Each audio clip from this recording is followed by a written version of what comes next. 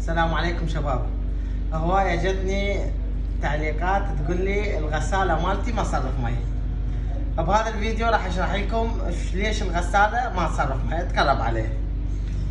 اذا الغسيل ما يصرف مي شو تسوي؟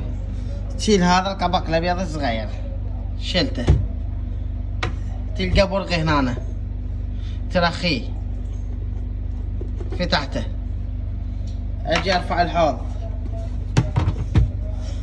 البروانة اجي ارفعها،